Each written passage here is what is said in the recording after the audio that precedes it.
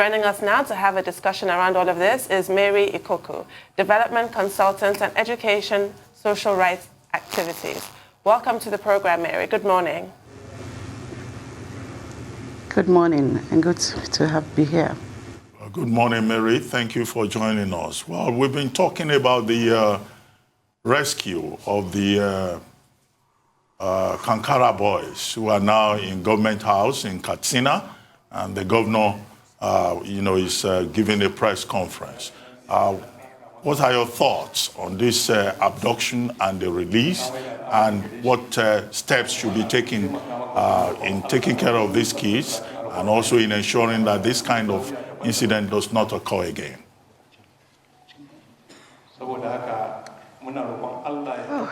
Well, thank you. And I'm so glad, really, Dr. Abati. I'm so happy.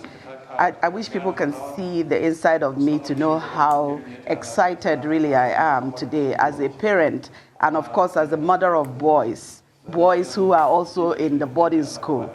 The past 6 days or so has been very traumatic for a lot of people. And so the biggest gift that we've received this Christmas is really the release of these boys. So yes, I am very happy, I'm excited, and I believe that this is the feeling most of the Nigerian citizens are having today. But beyond that, it also calls for one to have a certain kind of reflection about where we are as a people, about our safety, about our children, about the schools, the environment, and the level of safety net that have been put in place, and how going forward we can ameliorate this kind of issues and stop it from, showing up again. So look at it this way.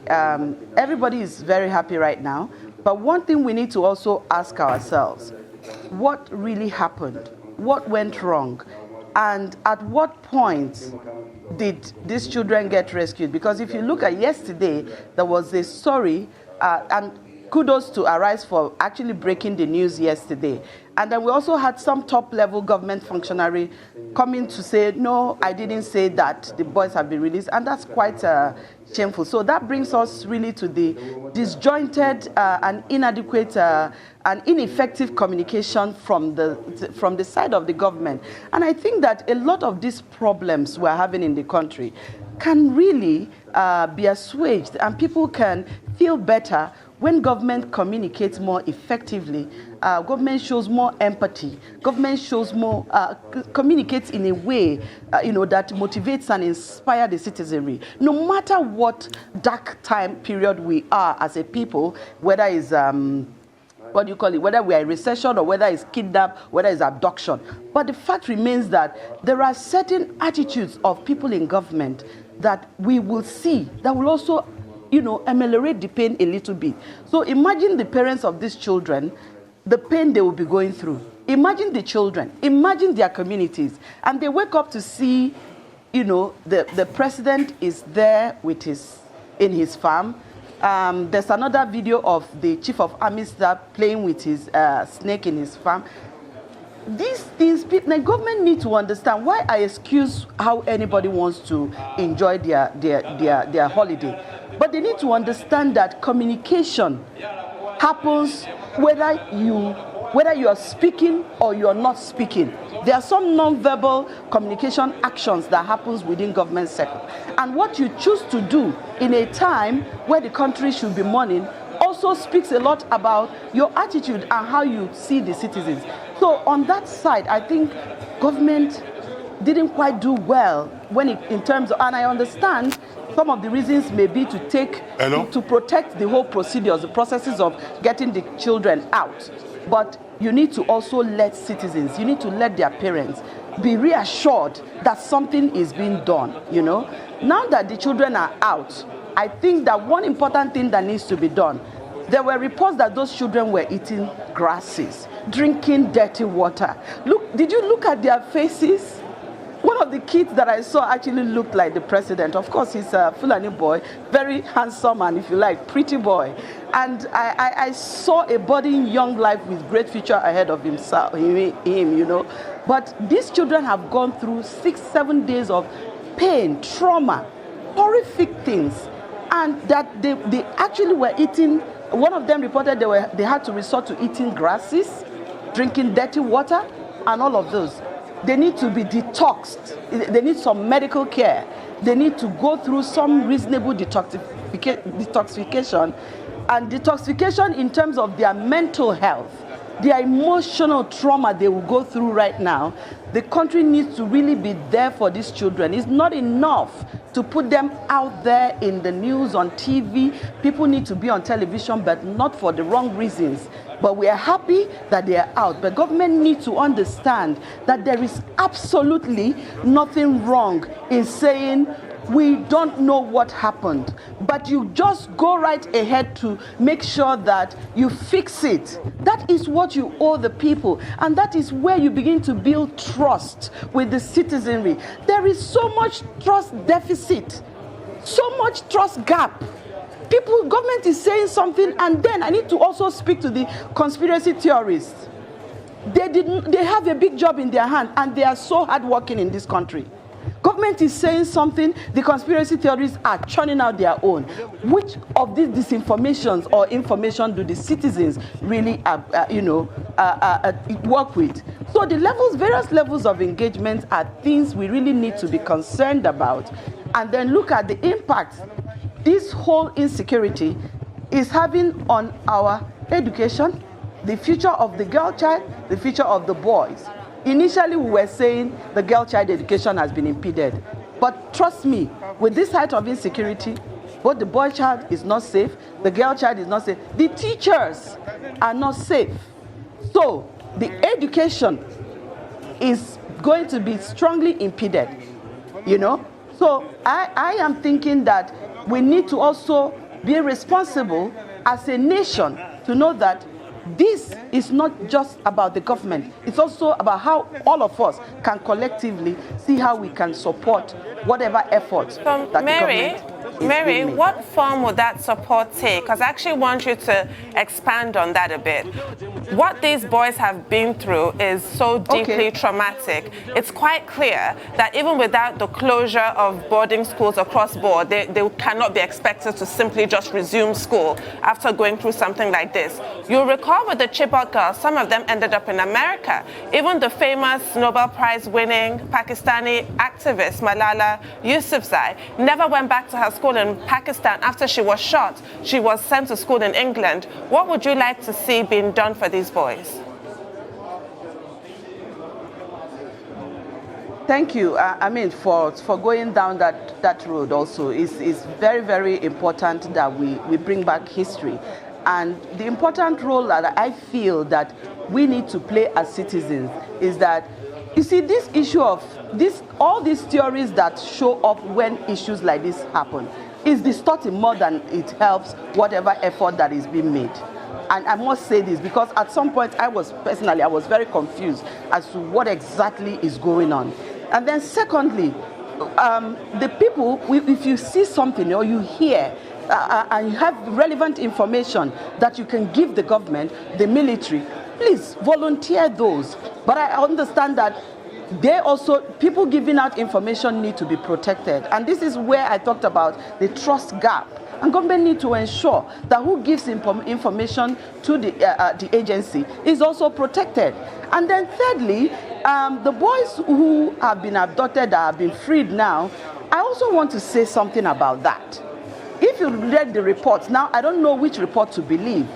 Are there so many disinformation and information out there? We don't know which is which. There was also a report from the school, anonymous staff of the school saying that 600 children were taken, and that there were a total of 800 children left in the school after junior and senior WAEC students had gone. And that after the kidnap, they had 200 left. So for him, about 600 children were missing.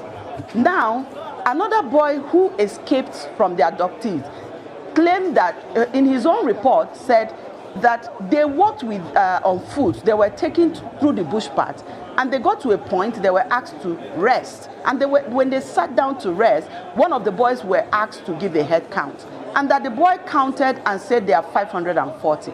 Now the government said there are 333. And there's another report that there are 340. What in the world is wrong with Nigeria and data? Why can't we just get it right when it comes to producing the accurate and credible data that we can work with? Because the global community is watching us. That when we throw up all this data and it's like we care that we don't, even if it's one, even if these children, that one child is still there, it is, you blame it on wrong data. Because with data, you can really go to war and win it. With data, you can really go to election and win it. But with all this falsehood going around, you don't even know. What do we have? Have all the boys really, truly been released or rescued? What happened at the point of rescue? Now we said government could not give all that information.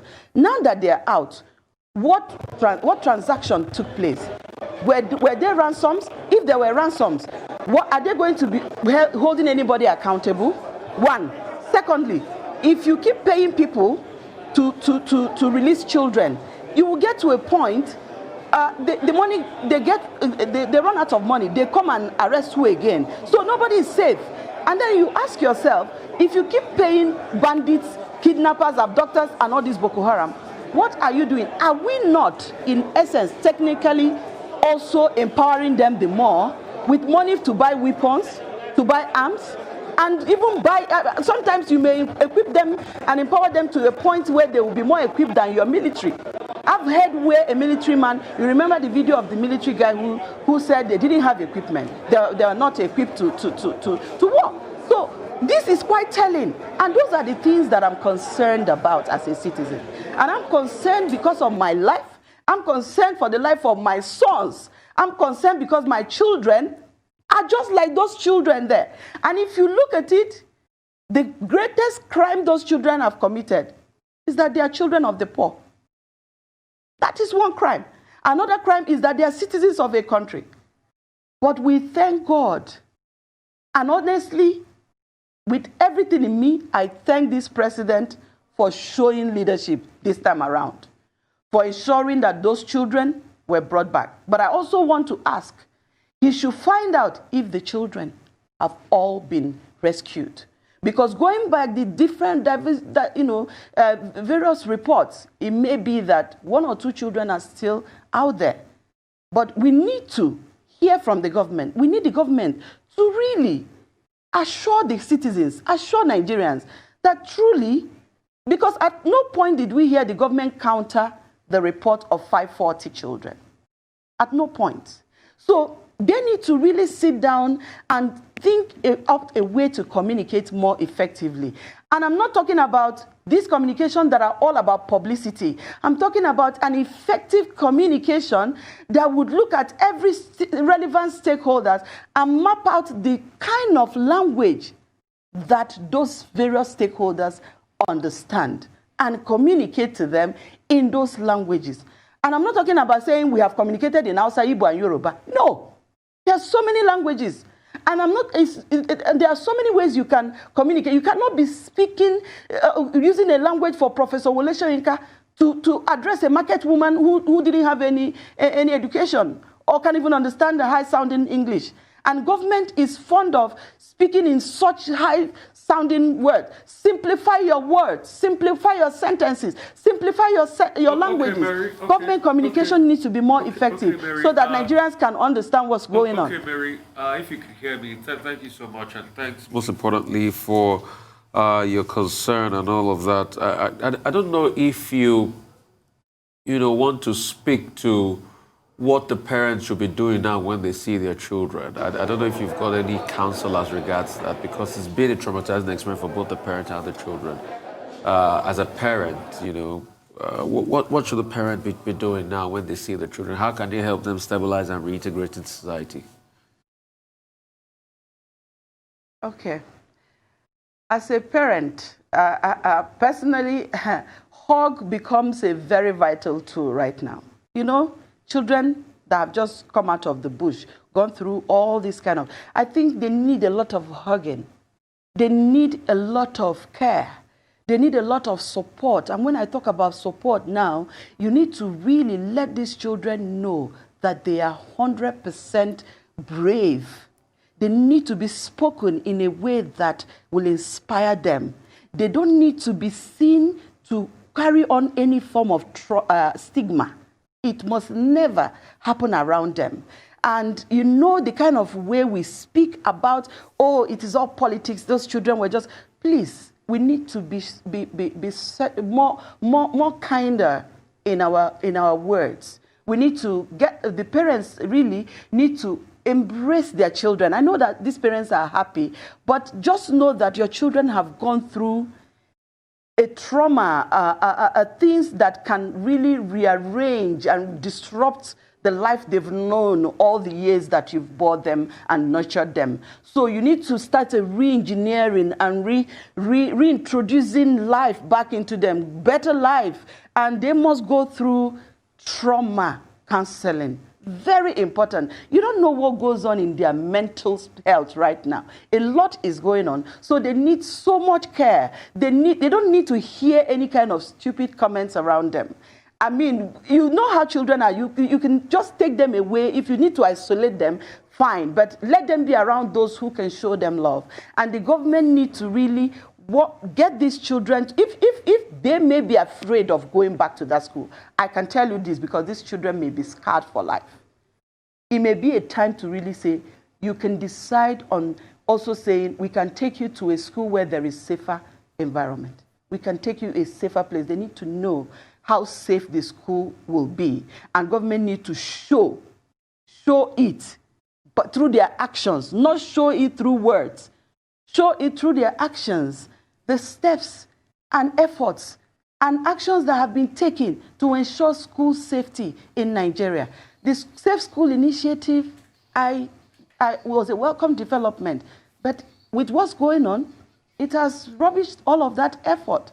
Now, parents, please, as a parent, I'm not even sure I will let my child out of my eye within this period or ever, or send him back to school. I'll probably opt for homeschooling. If that would be an option, it would be great. But I don't know how ready we are with that when a lot of the students from public schools don't even have access to internet and technology. So it becomes even double jeopardy. So I really plead that the parents would take it in their stride to know that their children have come home, and whenever they receive them fully, that they need to give extra care to those children. Know that they've been through a lot. They should show them more love and more care in the kind of conversations that will happen around them, even the kind of things they watch on television. They may be shut up from seeing their pictures in that light on TV. It may not be, because that could bring back sad memories to them, and it may trigger off something. I tell you, I'm not there, but I can only imagine it, because I've felt so much pain as a parent. I've been asking people all over, why are you guys so calm? And someone told me Nigerians are dealing with more serious issues like poverty. They're looking for food, so nobody is thinking of our boys. And I'm like, you are looking for food. Does food now take away the humanity in all of us? But then it is the function of a lot of these conspiracy theories that they actually cause a lot of problems for us at the end of the day. And those are the people that we need to really say, if you seek information, seek good information, get the correct news, and share the right news. And stop propagating fake news. Well, and this fake news of yesterday, of course, wasn't even propagated by citizens, by a top government person. Well, on that note, we want to thank you very much, Mary Ikoku, for joining us on the morning show. Thank you very much indeed.